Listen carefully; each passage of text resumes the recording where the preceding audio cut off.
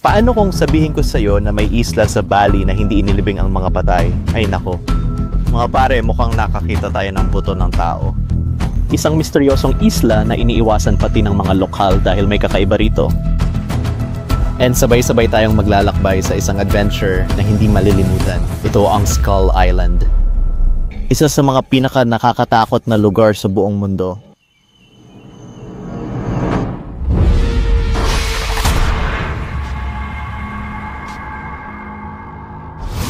Narito tayo ngayon sa Bundok Batur. Tingnan mo ang napakagandang tanawin na ito. Ano? Pare, grabe ito. Maligayang pagdating sa Trunyan Village o Skull Island, isang natatanging pamayanan na may mayamang kultura sa silangang baybayin ng Lake Batur, Bali, Indonesia. Tahanan ito ng mga Baliaga, orihinal na naninirahan sa Bali na nagpanatili ng sinaunang tradisyon at ritual sa loob ng siglo. Sandali lang, gusto ko lang banggitin na mahigit 65% sa inyo na nanonood ng mga video ko ay hindi pa nakasubscribe.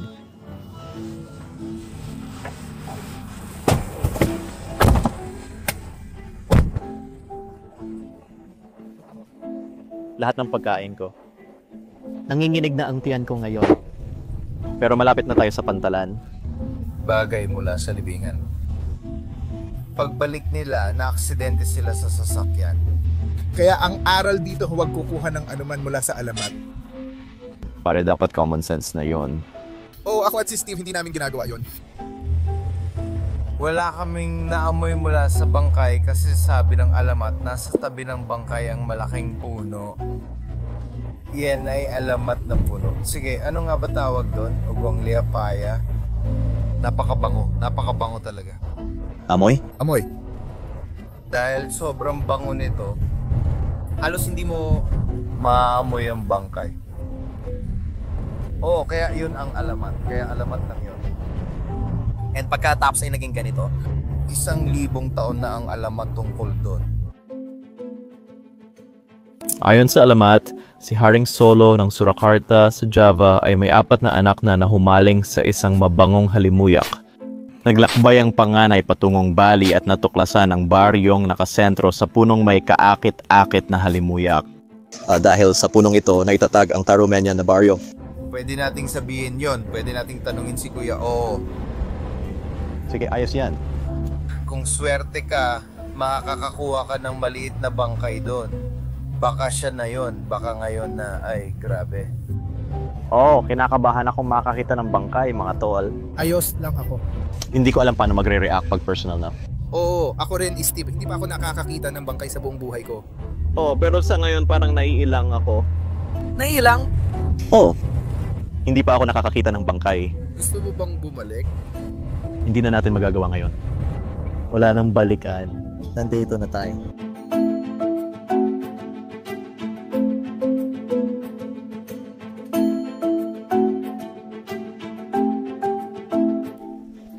Kakarating lang natin sa pantalan, ang hirap ng biyahe.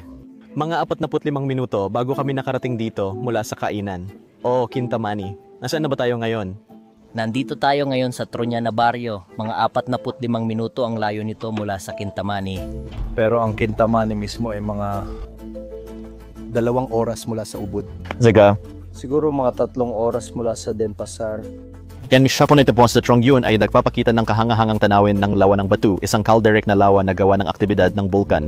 Ang simigat tao ng Baliaga sa Trongyun ay nagsasalita ng Balinese imbes na bahasa Indonesian and sumusunod sa original na mga kaugalian at tradisyon ng isla.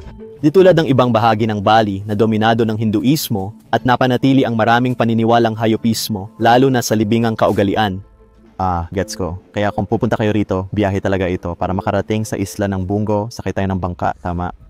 Oo, kaya ito ay isang napaka-cultural na bagay. Oo, lalo na sa libing, pero ipapaliwanag ko sa iyo mamaya.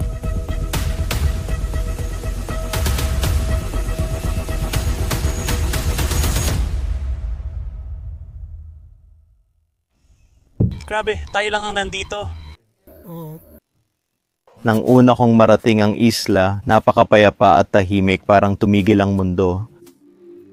Nandito ako kasama ang lahat, sina Agazi, Billy. Si Billy ang nag-isip ng ideya, isang magandang ideya na makipag-usap sa isang local. Kuster Putu.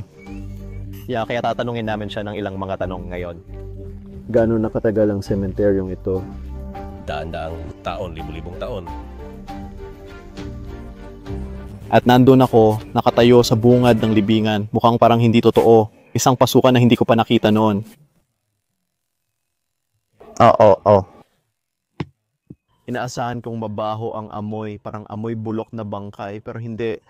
Hindi ito mabaho dahil ang punong ito May parang aroma. Oh, may mabangong amoy na. Parang napaka Ganda. amoy. Kaya natatabunan nito ang mabahong amoy? Ang galing naman nun. Yan ang puno. Ang punong taruman yan. Pare, ngayon lang ako nakakita ng punong ganyang itsura. Ang kakaiba niya. Tinawag itong taruman yan. Sa palagay ko, bihira ang punong ito. Sagradong puno at bihira. Oo, ngayon ko lang nakita ito mga kaibigan. Gaano nakatagal nandito ang libingan na ito? Simula pa nung tradisyon ng daan-daang taon, Ganun ba? Ano ang laman nito? Mga bagay. Sige, parang gamit. Para sa susunod. Buhay at susunod. Oh. Susunod na buhay. Talaga? Sa kabilang buhay? Para sa kabilang buhay. May nararamdaman ako. Parang pakiramdam mo ay parang Parang may nararamdaman ka. Parang may pakiramdam sa kamay mo. Parang nanginginig. Oh, bakit kaya? Oo. Ito ay espesyal. Puno. Naamoy ko ang bango dito. Ang bango talaga. Sana naaamoy nyo rin ito ngayon. Parang ang paraan ko para ilarawan ito ay parang mabangong pabango pero hindi siya... Parang hindi siya overacting o sobra. Ano to? Ito ba ay mga libing? Makikita mo na may mga taong nabigay ng pera sa mga patay. Ay nako. Mga pare, sa tingin ko baka natagpuan na natin ang una nating bangkay or mga buto ng kalansay ng tao. Oy mga pare. ano? Kakatuklas ko lang ng unang bangkay. Peste. May mga langaw sa paligid nito. Pero wala ka namang naamoy. Wala akong naamoy, nakakabaliw talaga. Ito na ba ang mga bagong bangkay? Nakalimutan ko kung alin direkta o pinakabago. Sa tingin ko, kaliwa ang pinakabago. So, kayo nandito ba ang kwerel? Yun nga. Iyon ang luma. Ito yung ba lumang bangkay? Ito ay 11. Oh, tama. Oh, 11 nga. Oh, ito. ay ang mga buto. Okay, ito ay mga bat. May mga bungo dito. Oh. Ano ba ito? Oh, yan ang... Ang bungo. Wow!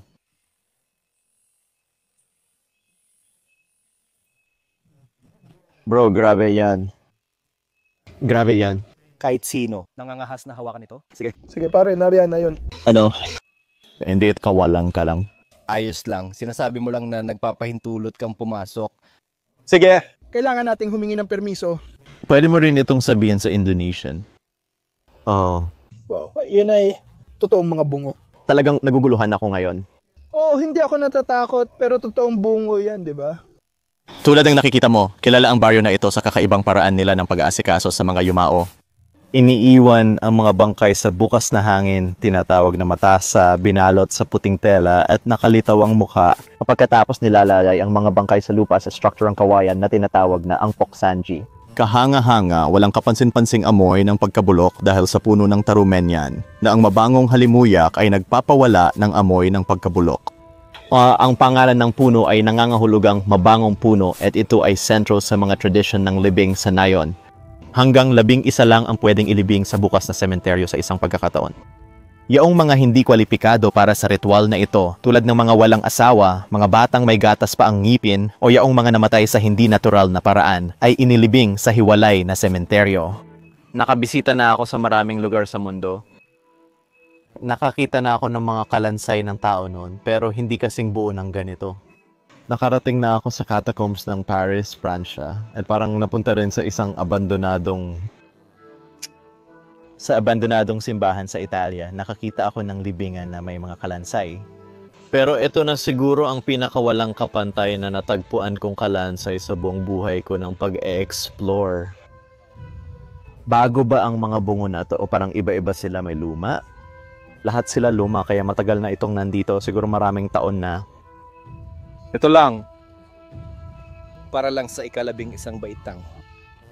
Kaya pagkatapos may dumating na bago, nilalagay nila doon yung mga buto, nilalagay nila ang mga bungo. Dito, grabe. Kaya hinahatak nila. Ang mga bonggo mula sa mga buto. Pero dahil 11 lang ang pwedeng ilagay dito, pinapalitan nila ang mga luma ng mga bago. O sa tumpok.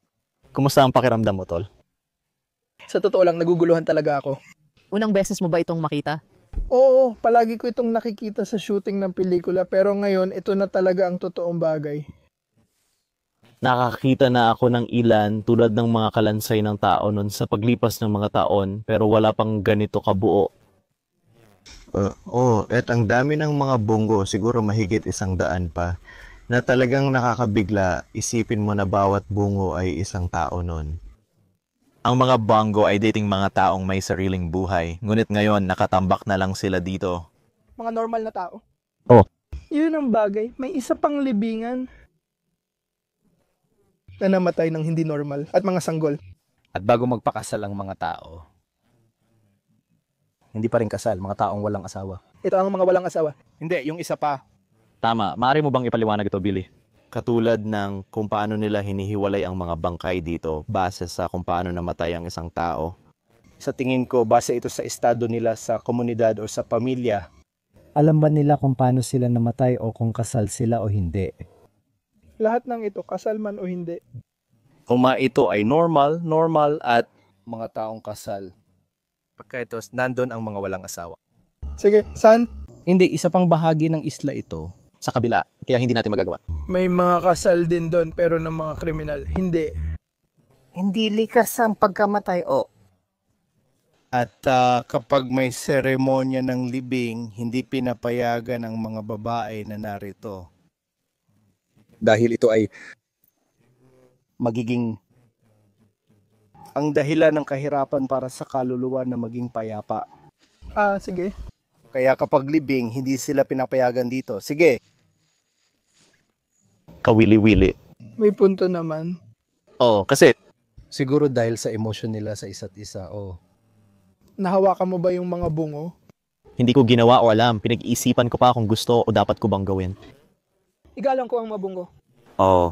Malamang hindi ko gagalawin. Hindi ko gagalawin yon. Nandito kami ng may paggalang para idokumento lang ang lugar at kasaysayan nito. Salamat. Meron ba may mga paranormal na nangyayari rito? Sige. Ang nangyayari dito ay may insidente talaga. Ano yon? Anong klase yon? Naranasan mo na ba o hindi pa? Kung hanggang ngayon ay wala pa. Sa lahat ng panahon na ito, wala pang mga paranormal na aktibidad sa Wow. lugar ng libingan? Wow. Kaya pala tahimik dyan. Oo, siguro agad silang nakaka-move on. Oo. Siguro pwede akong magtanong. Kung may iba pang masasamang espiritu na pumupunta dito. Ito ay isang banal na lugar, pero posible ba na pumunta rin dito ang espiritong iyon? Magandang tanong yan. Bukod sa mga namatay na napayapaan na, pero may paniniwala ba tungkol sa espiritu o kaluluwa na Nagdarasal na parang Na iyon, masama yon. Sa lugar na ito rin, oo, mga tao dito dinadala namin ang patay dito mismo. Kapag nagdasal kami mula sa bahay, nandito na ang espiritu. Kapag dinala na namin ang patay, sige. Pero wala naman, ibig kong sabihin wala nang iba. sige, kung ordinaryo lang ang mga tao natin, baka hindi na nila alam. sige, kaya naniniwala sila na kapag dinala na nila ang bangkay dito para ilibing, para dalhin dito, nagdarasal sila at naniniwala sila na pagkatapos ng libing, ng hanging burial, nagiging payapa na sila. Kaya walang posibilidad na sila'y maging masama o kung anumang ganon. Kaya lahat ay mabubuting espiritu. Ayos. Ganun din ang pakiramdam ko. Ako rin, ramdam ko ang kapayapaan. Wala tayong nararamdamang negatibong enerhiya o kahit ano. Kaya siguro Basta humingi ka ng pahintulot mula sa mga lokal na taga rito para hawakan ng bungo, ayos lang. Basta huwag kang kukuha ng kahit ano. Oo, huwag magnakaw. Syempre, babalikan ka ng karma, kaya huwag mong gawin. Huwag mo talagang gawin kahit saan. Ngayon, madilim na. Oh, Oo, nandito lang kami. ilalagay lang namin gamit namin mga 5 minuto. Kita-kits. Gagawa lang kami ng simpleng paranormal na investigasyon. Susubukan naming makipag-usap sa mga espiritu dito para malaman kung handa silang makipag-usap at matuto patungkol sa lugar na ito. Maghahanda na ako. Siguro ipaalam mo sa kanila na may dala tayong aparato na nagre-record sa dilim. Sige, pwede mo rin lapitan yon kung gusto mo. Nandiyan na yan, camera. Kung nga may ibang espiritu dito, pwede bang pagganahin ang kahit anong aparato para malaman namin? May higit sa isa. Gumalaw ba ito? Gumalaw ba? Hindi ko alam. Sige, may espiritu pala. Ay, hindi. Baka telepono ko lang yon. Oo, baka pwedeng sabihan ng espiritu na magsalita sa device ko gamit ang Indonesian or sariling wika at isasalin ito sa Ingles. Kung merong gustong makipag-usap, gumawa rin kami ng isang kasangkapan na nandito. Pwede ninyong gamitin ito para makipag-ugnayan dito dahil maririnig namin ang gusto ninyong sabihin. Sa pamamagitan ng kasangkapang ito, pakiusap. Meron ba kayong mga salitang gusto ninyong sabihin sa amin muna? Isang salita ang gusto kong iparating mo. Gumalaw na naman ito. Pwede kang magtagal sa harap nito. Oo. Kaya kung tatayo ka sa harap nito, mapapatugtog mo ito ng tuloy-tuloy. Kung ikaw, tumayo ka sa harap ng kasangkapan, sabi niya. Sinabi niya sa akin. Sabi. Sinabi niya sa akin. Sinabi sa akin. Sinabi niya sa akin. Anong sinabi mo? Anong sinabi niya? Anong sinabi niya? Sino ang nagsabi ng ano? Baka pakiramdam ko sinasabi niya na ako ang nagsabi sa tao na tumayo doon. Baka ibig sabihin niya, bakit ka nandyan? Dahil ba sinabi ko sa kanila? Sumusunod lang siya sa'yo. Pero ibig sabihin lang nun, baka may higit pa sa isang espiritu. Kasi parang may kinakausap pa siyang iba. Yun ang nararamdaman ko. Pwede mo gamitin ulit ang gamit o gamitin ang hawak mong gamit dito. Pwede kang makipag-usap sa aming gamit ito. Ano ang sinabi niya? Pwede kang makipag-ugnayan sa amin gamit ang aparatong ito. Hindi ko makita. Ang galing at ganda nun. Sabi mo, pwede kang manatili ron at tuloy-tuloy ang pag-trigger. Gusto ko ulit itong i-activate. Sabihin mo na lang sa kanila na ligtas ang mga kagamitan. Nandiyan pa rin. Oo, gusto niya ito. Laging gusto ng mga espiritu ang kahon ng musika. Paano yung ibang aparato? Siguro sa may hagdan na lang. Ganito ang mangyayari kapag nilapitan mo yon. Kita mo? Hindi naman ito delikado. Makikita mo lang ang magaganda at makukulay na kulay. Pwede mo bang ikwento sa amin kung ano ang nangyari sa'yo? Bakit ka nandito? Ipakita mo lang kung nandito ka. Anong masabi mo? Ang sinasabi ko lang, pwede kang magbahagi ng kahit ano, magsabi ng kahit ano, o kahit ano lang para patunayan na nandito ka. Maaari mong sabihin kahit ano gamit ang device na ito. Ipaalam mo sa akin na kami ay... Bibigyan ko si Billy ng mikropono. Oh, Gumagalaw na naman to ng tuloy-tuloy. Oo, pakiusap. Yan lang ang music box, patugtugin mo ito. Pwede kang maglaro ng music box. Pwede mo bang magsabi ng kaunting impormasyon tungkol sa device na hawak ko? Dito, pwede kang direktang magsalita gamit ang tool na ito para marinig natin. Pakiusap, gamitin mo ang tool na to. Par po bang sabihin sa amin kung bakit ka nandito? Sa loob, nalungkot ako. Siguro may gustong iparating. Nung nasa loob ako, talagang malungkot ang pakiramdam ko. Siguro maari mong sabihin kung ano ang gusto mong iparating. Oh, siguro itanong mo, malungkot ka ba? Baka kaya mo naramdaman yon. Oo. Bakit ka malungkot? Nalulungkot ka. Siguro kaya mo ako pinalungkot. Sana makausap mo kami. Di ko alam kung bakit laging tumutunog ang music box kahit walang laman. Sa tingin ko, gusto lang talaga nito yon. May nakita lang ako. Kaya mo ito. Napansin namin, mga pare, lahat ng nilalang gustong maglaro ng music box. Patuloy itong na-activate. Hindi namin ibig sabihin dito. Kailangan lang nila ng presensya dito. Pakiusap, makipag-ugnayan ka. Baka nandyan lang talaga sila. Kaya siguro pa ulit-ulit itong nag-trigger. Nang hindi binabawasan ang pakiramdam, siguro bawasan ko ang pakiramdam ng respeto ko nang walang garantiya ng respeto. Sa lahat ng paggalang, gusto lang naming makipag-ugnayan. Oo, wala kaming ibig bastusin. Gusto lang naming malaman ng ilang bagay tungkol sa'yo. Ayos lang bang sabihin yon? Baka itanong mo, gusto mo bang makipag-usap sa amin? Oo.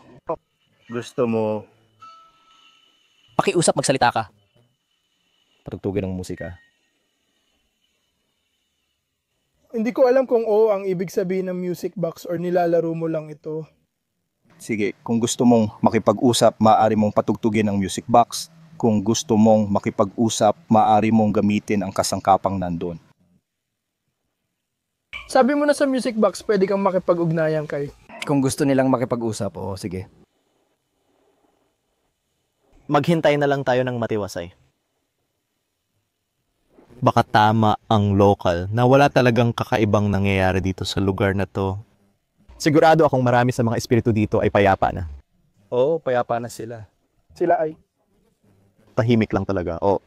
Honestly, di ako nakakaramdam ng negatibo. Oo, ibang-iba talaga ito kumpara sa... Oo, may ilang naririnig na aktibidad. Ano ang nararamdaman mo? Malungkot ako. Galing ba yan sa'yo? Yun ang tamang sagot doon. Nagtatanong siya kung paano. Ano ang nararamdaman ko? Ano ang nararamdaman natin tungkol sa tubig? Ilang minuto lang ang lumipas, naramdaman ni Billy ang kalungkutan. Sa loob? At tinanong ko kung bakit nila... Siguro dapat ako ang tanungin mo. Bakit ka nalulungkot? Bakit ka nalulungkot? Bakit ka nalulungkot? Pakipasa naman ang gamit na ito. Bakit? Nalulungkot ka ba? Bakit ka nalulungkot? Ramdam ko ito ng malapit. May naramdaman akong humipo sa akin. May naramdaman akong humipo sa braso. Akala ko insekto. Baka insekto lang pero di ako sigurado. Malungkot ka ba? Umiiyak ka ba? Nalulungkot ako. Umiyak ka nga. Sobrang lungkot ko. Bakit ka nalulungkot? Bakit mo ako pinapalungkot?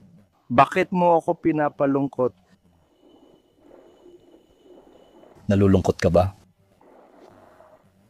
May nangyari ba? Namimiss mo ba ang pamilya mo?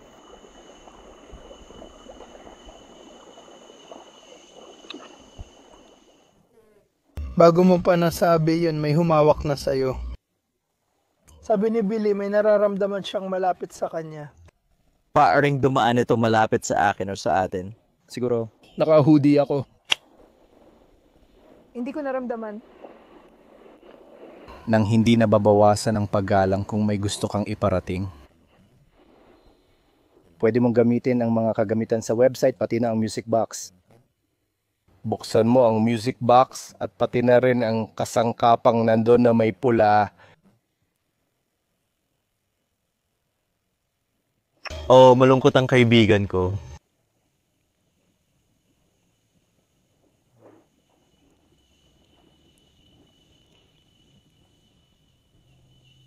Maaring isa rin itong espiritu na siguro ay hindi tahimik pero kailangan munang mag-ipon ng sapat na enerhiya para makipag-usap sa atin.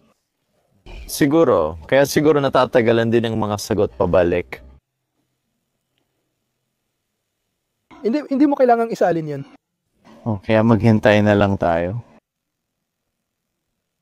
Paano naman ito? Maghintay na lang tayo ng ilang minuto pa para sa sagot. Kung hindi, kung malungkot sila, ipagdasal na lang natin sila. Oo, gusto kong malaman kung bakit sila malungkot. At siguro pagkatapos nating malaman kung bakit, pwede na tayong umalis. Sabihin mo na lang sa kanila, ayaw nating magtagal dito. Pwede ninyong sabihin sa amin kung bakit kayo malungkot at aalis na kami. Uuwi muna kami sandali ulit kung wala namang sasabihin. Uuwi muna kami sandali ulit kung wala namang sasabihin. Nasasabihin ulit. Baka sa huli pwede pa itong ipakita ulit.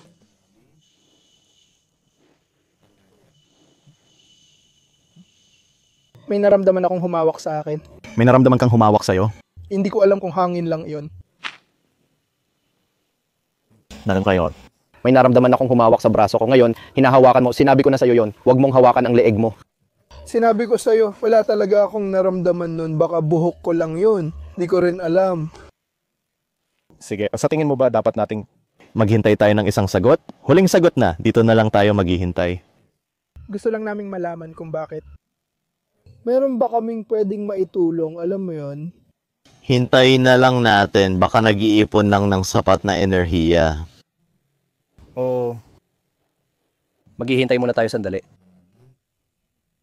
Pakiusap, ilipat mo ang mga kasangkapang ito. Makipag-ugnayan ka sa mga kasangkapang ito. Pakiusap, ilipat mo ang mga kasangkapang ito. Gamitin mo ang mga kasangkapang ito. Makipag-ugnayan ka sa mga kasangkapang ito. Ano ang sinabi mo? Sa lahat ng paggalang. Ang nakakatuwa, ang music box ay hindi pa nga nagtitrigger nun. Hindi tulad dati. Parang ganito. Oh, parang nilalaro lang to. And ngayon, wala na akong nakikita. Bakit mo sa tingin nangyari yon? REM pod, REM pod. Oo, tama. Pero wala naman tong tunog. Meron. Meron. Nag-trigger yung REM pod, kaya hindi ko nasagot agad yung tanong mo. Sa tingin ko, malapit lang ito sa atin. Kasi naramdaman mong may humawak sa'yo, naramdaman ko rin. Siya naman siya nakaramdam ng lungkot, kaya lumipat lang siya ng pwesto. Bumalik siya sa REM pod. Siguro. Hindi ako sigurado. O baka iba naman ito. Hindi ko alam. Naghihintay lang. Naghihintay lang kami ng sagot. Oo, naghihintay lang kami ng sagot. Ang paraan para makipag-usap at makipag-ugnayan sa amin ay gamit ang device na ito na hawak ko sa aking kamay. Kaya kung maaari kang bumalik dito at magsalita sa harap nito, ibibigay nito sa amin ang sagot kung gusto mo. Kasama?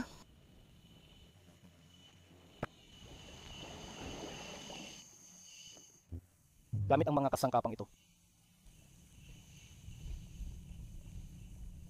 Hintayin na lang natin.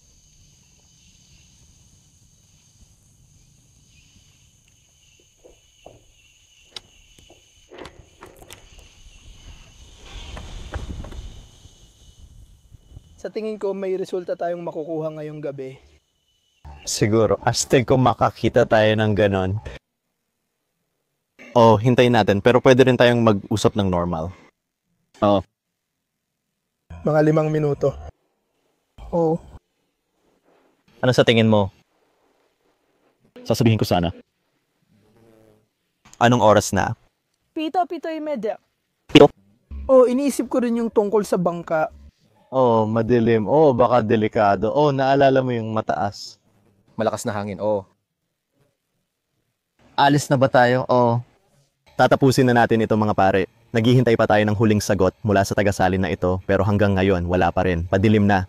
Delikado na kung magtagal pa tayo dito, kaya kailangan na nating umalis ngayon. Baka iwan ko na lang itong naka-on kung sakaling may mangyari habang nag-iimpake kami. Pero mag-iimpake na kami ngayon at maghahanda ng umalis. So ayun. I-comment nyo ang opinion nyo tungkol sa paranormal na investigasyon. Ano sa tingin nyo? Tara na. Oh, bakit ka pumunta? Billy, sinabi lang nito yung bakit ka pumunta. Sinabi nito bakit ka pumunta. Kaya siguro bigyan mo na lang ng isang huling sagot. Sinabi nito bakit ka pumunta dito? Mas mabuting sabihin mo na lang na aalis tayo at mag-iwan ng dasal. Ano ang gusto mong isagot? Pumunta kami dito para matutunan ang tungkol sa paborito naming lugar. Unique ito at gumagawa kami ng dokumentaryo. Gusto naming iparating ito sa lahat. Pasensya na, kailangan na talaga naming umalis. Salamat sa pakikipag-usap. Wala kaming masamang intention, wala talaga kaming masamang balak. Yes, at iiwan namin ang aming mga dasal. Iwan namin dito ang aming mga dasal. Tara na. Okay, salamat.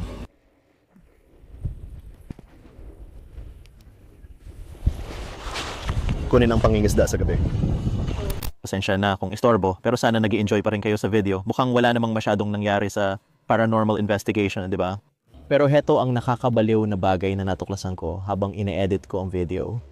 Nung nandun ako, di ko alam to kasi di ko chinek yung night vision camera ko. Pero mukhang may na-record akong apparition. Ibig kong sabihin, mukhang 100%, halos parang apparition talaga. Parang espiritu na naglalakad tapos biglang nawawala.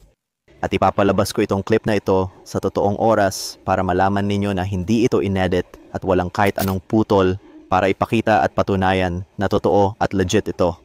Kaya heto na, hintayin si Billy. Pupunta ka kay Director Podya. Baka mahuli mo yon.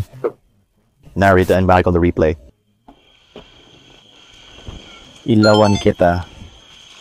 Hindi ka ba sasama? Sasama ako. Gusto ko lang ayusin. Sige. Sige. Kukunin ko lang yung night vision camera.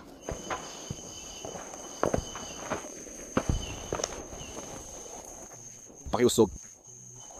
Patingin nga. Patingin nga. Patingin na nga.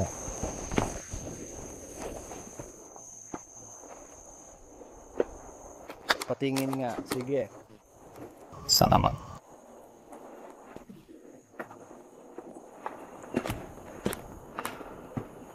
Sige. Tara na.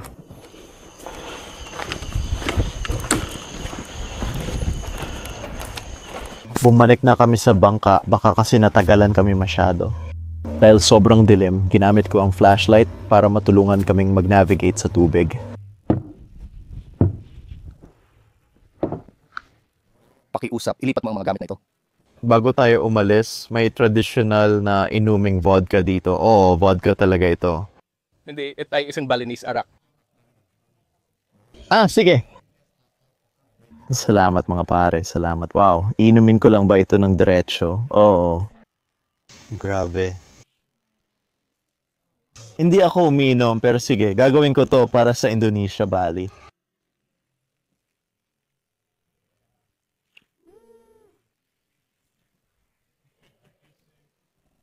Wow. Oo, sige. Tinatawag naming malakas ito. Oo. Maganda ito, oo. Maganda ito, maganda ito. Wow, nararamdaman ko. Mainit ako, sobrang init. Sige, salamat sa inyo. Salamat, salamat. Rico, ang aking cameraman. Tagay. Ayos. Ah, sanay ka na pala. Sanay ka na. Halika na, subukan mo. Ayos ka lang, ramdam ko pa rin. Pwede ba kitang amuin? Sige. Ang tapang ng amoy. Ayan na, pare. Sige, aalis na kami. Paalam. Okay, mga kaibigan, ang saya ng exploration natin ngayon. Oh. Panahon na para tapusin natin dito. Nagpipiesta kami sa masarap na pizza, nakakakuha lang namin. Nagse-celebrate kami. Napaka-unique nun. Unang beses sa buhay ko na nakakita ako ng tambak ng mga bungo sa isang lugar. Parehong taon. Oo, pero hindi rin naman siya ganun nakakatakot. Sa totoo lang, medyo payapa pa nga. Oo, hindi ko inasahan na magiging ganito kapayapa. Siguro isa ito sa mga paborito kong pakikipagsapalaran na nagawa ko sa buong buhay ko. Bakit? Dahil sobrang ganda talaga nito. Nasa tabi lang ito ng Bundok Batur, isang aktibong bulkan, at nandoon din ang napakalaking lawa. Pero ang mahalaga, yung mga kasama mo, mas naging kamangha-mangha talaga. Kaya gusto ko lang silang pasalamatan ng malaki. Salamat sa pagsama sa akin, bro. Group hug, group hug. Group hug. Nagulat ako na hindi mo sinabi na group kiss. Wow, yan ang pagtuturo. Malaking saludo kay Rick para sa pagiging si Rick. At syempre, Billy, salamat talaga pare. Kung wala si Billy, hindi namin mararanasan ang mga kamanghamanghang lugar na ito. Sa kanyang gabay at tulong sa pagsasalin, malaki ang naitulong niya at masaya akong nakilala kita. Ako rin, tol. Shoutout kay Rico na may hawak ng camera. Oo, tara na, Rico. Multiverse Rick mula sa Indonesia. Rick at Rico, oh. Malaki ang naitutulong diya sa mga kuha na nakikita mo. Bro, yung mga B-roll shots ko, at dahil doon, sobrang dali para sa akin gawin itong dokumentaryo at serye na ito. Kahit na natatakot siya sa kabilang investigasyon. Oo, ito ay nakakatakot talaga. Oh, parang si Rico. Kaya hindi ito ang multiverse ko. Unang beses niya. Ang galing niyang humarap doon. Hindi siya natakot, tumalon lang siya agad. Kahit na bumubukas at sumasara ang mga pinto, Kinukunan pa rin niya ng video. Pero alam mo ba, hindi na mamatay ang cameraman? oh, kaya sina Rick at Rico ay mabubuhay ng matagal. Sana tayo, Ray. Pero ayun, mga pare, kumakain kami. Tatapusin ko na dito. Ito na ang huling gabi kasama sina Agassi at Rick. O, lilipad na kami bukas. May 3 kaming magagandang karanasan sa Indonesia. Kailangan namin ng isang araw na pahinga at celebration bago sila umalis. Kaya mag-toast tayo. Tagay, pizza at pagkain. Tagay, mga lalak. Tapos na sigurong kumain si Billy, kaunting pizza lang naman, sige. Sige, hanggang dito na lang mga pare. Comment nyo kung ano ang naisip at nagustuhan nyo sa video. Yung susunod na destinasyon. Sabihin nyo lang sa amin kung saan ang susunod nating punta mga pare. Kung gusto nyong bumalik kami sa Indonesia para sa bagong serye balang araw. Marami pa kaming dapat tuklasin at maranasan sa magandang bansang ito. Maliit na bahagi pa lang ang nagawa namin, pero napakalaki ng mundo. Kaya mag-iwan lang kayo ng komento. Ipaalam nyo sa amin kung ano ang gusto nyong makita mula sa amin, mula sa tropa. Agassi, Josh, Rick, Zark, Rich, Rick, Billy. Rico. Ang buong barkadang lagi mong nakikita. Sabihin mo lang sa amin. Lalaki pa ang grupo natin. Kami na ang mamamayani. Oo. Okay mga tol, mahal ko kayo na. Salamat sa panonood.